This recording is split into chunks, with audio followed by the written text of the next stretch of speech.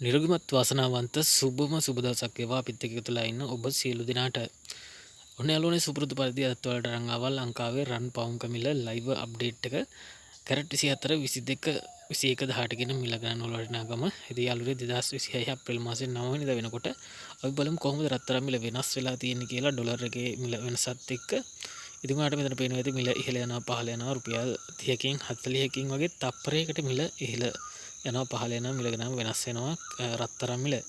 ඒතකොට යාළුවනේ ඩොලර් එක අද මිල සටහන් වෙලා තියෙනවා රුපියල් 315ක්.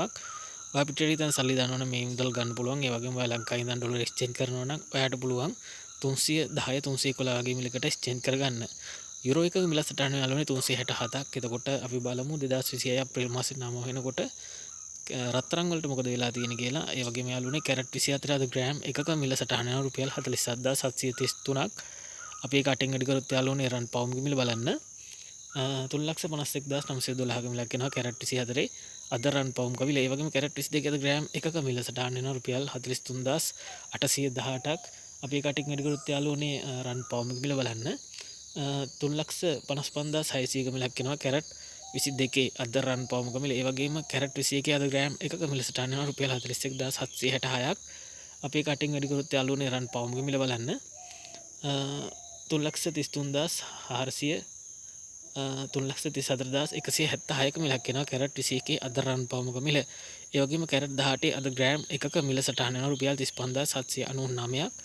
අපි ඒක අටින් වැඩි කරොත් යාළුවනේ රන් පවුම් මිල බලන්න 2,86,432ක මිලක් වෙනවා කැරට් 18 අද රන් පවුම් මිල.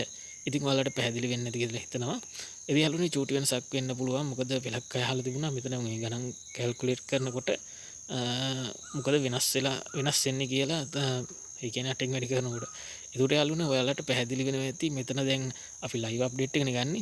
ඒක ඔටෝම ඒ ටැබ් එක රීපෑස් වෙනකොට ඊළඟ තප්පරයට තියෙන මිල ගන්නට තමයි කැල්කියුලේට් වෙන්නේ. ඒකට යාළුවනේ මම කලින් ඔයාලට ආසන්න මුදලක් තමයි එන්නේ. ඒකින් දා කිසිම ගැටලුවක් නැහැ. මොකද සත රුපියල් 10 15 වෙනසක් තමයි ඉහළ පහළ යන්නේ. ඒකින් දා ආසන්න මිලක් ආවොත් මිසක් ලොකු මිලක මිස්ටේක් එකක් එන්නේ නැහැ. ඒකින් දා එකක් චුට්ටක් මතක තියාගන්න.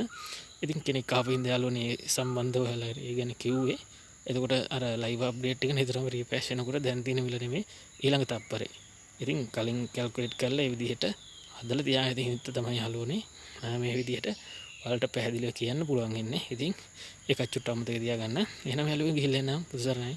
අල්ලා දෙවියන් පීඩයි ජේසු පීඩයි ජන් ජන් වේවා. හෙටත් හමු වෙමු.